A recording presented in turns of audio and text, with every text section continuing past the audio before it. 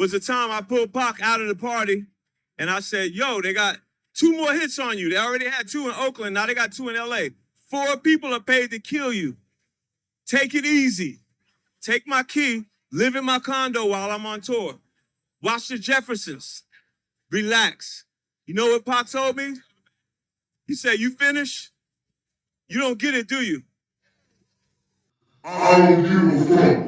Few people have left a mark on hip-hop like Tupac Shakur, renowned for his raw lyricism, impassioned lyrics, and addressing issues like racial inequality, police brutality, and social injustice. Also, he stood up for a lot of people, but in doing so, earned himself a lot of enemies. Tupac was a very outspoken person who didn't bite his tongue. We've all heard the theories about Tupac's death and all the people who might be involved, but what about this man really made so many people willing to risk everything just to silence him? So in today's video, we will take a look into why so many people wanted Tupac dead.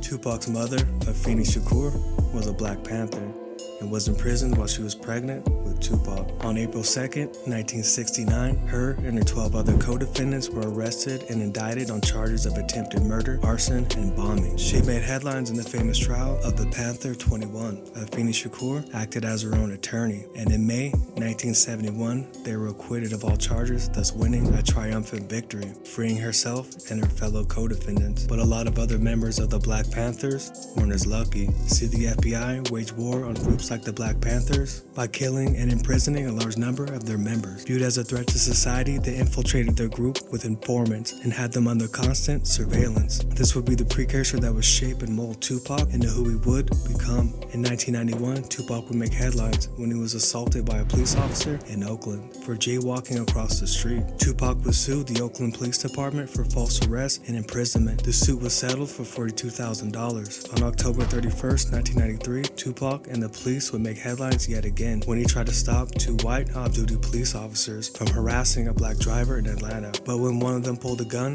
Tupac shot first in self-defense. In court, it was found that 2 cops were intoxicated at the time of the shooting, and also discovered that both officers were carrying guns stolen from a police evidence locker, and Tupac was acquitted of all charges. This was unheard of. A black man shooting 2 cops and not going to jail or being killed in America, especially a famous one. He is one of the biggest artists in the world before he died, but if he still was alive, you could just imagine all the power and influence Tupac would have. Based on this evidence, someone affiliated with law enforcement had more than enough reason to want Tupac dead. But do you think they had a hand in Tupac's murder?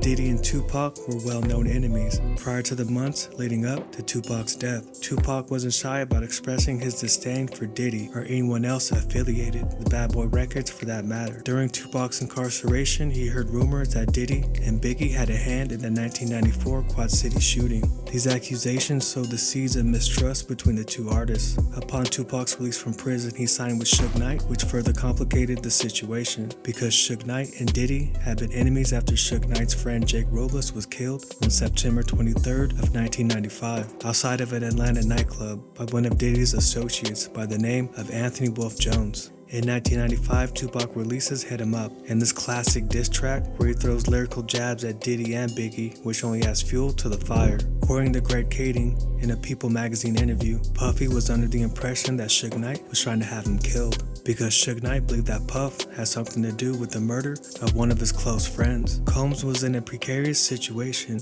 He knew he was being hunted down in Los Angeles and knew Suge Knight was trying to find out where he lived. Diddy, according to Kading, was in a state of desperation and knew that if he didn't take matters into his own hands, he might be the one murdered. It was a preemptive strike. Diddy allegedly put out $1 million hit on Tupac and Suge Knight.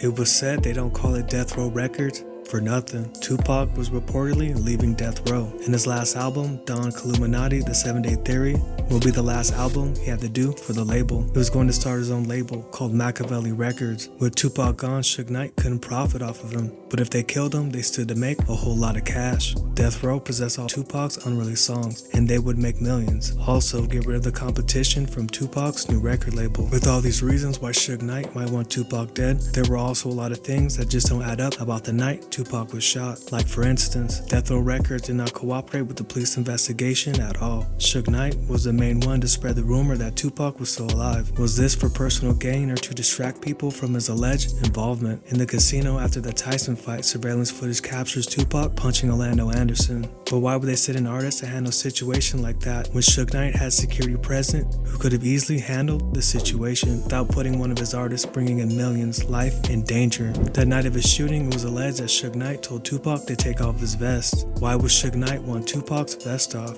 Tupac's death benefited Suge Knight a lot, but do you think he really had something to do with it?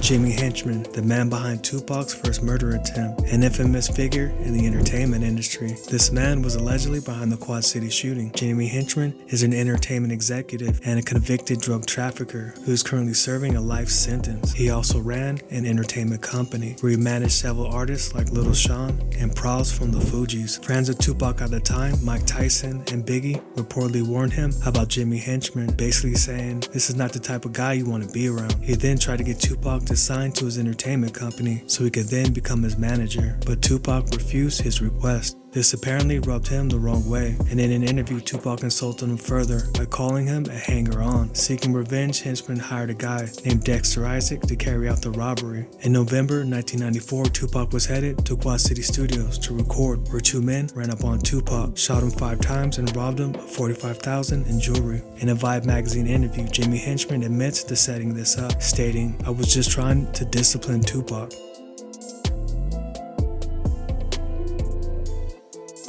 In 1994, national news of an 11-year-old kid named Robert Sandifer, nicknamed Yummy, spread across the nation. He was a child murdered by his own fellow gang. The story was, Yummy was an 11-year-old kid in Chicago who was given orders to shoot and kill several rival gang members. He would go on to shoot several individuals and killed a 14-year-old girl. His own gang decided to kill Yummy because of all the attention this received and sent 2 young teenagers to kidnap Yummy and execute him. This story made the cover of Time magazine. According to Idi Amin, in a Vlad interview, Tupac reportedly read that article and was heated and disgusted. He didn't understand it, and he didn't understand why a kid had to be murdered. It didn't make sense to him. It was in his music. He would listen to Me Against the World. Yummy's name was mentioned throughout the project, and it's something that stuck with him. In a show in Milwaukee, where there were a lot of gang members in attendance, Tupac loses it, threatening the crowd, reportedly saying, "You guys keep killing kids, I'll murder you." The crowd erupts and starts throwing coins and bottles on stage, and then try and rush the stage, basically trying to kill Tupac. Some stories claim that Tupac started firing warning shots in the air to stop the crowd. It soon became clear they weren't going to win, so they had to escape the building. Tupac had a long list of enemies. Tupac's enemies were not solely the result of his actions or choices, but rather a reflection of the complex and crazy life he lived. His boldness and willingness to challenge anybody earned him a lot of admirers and a lot of enemies who were not afraid to kill. Tupac never hesitated to stand up for what he believed in, and it cost him his life in the end. But he also had a profound impact on the world. His ability to inspire and provoke thought remains undeniable, even long after his demise. While his life was cut short, his legacy endures throughout the world.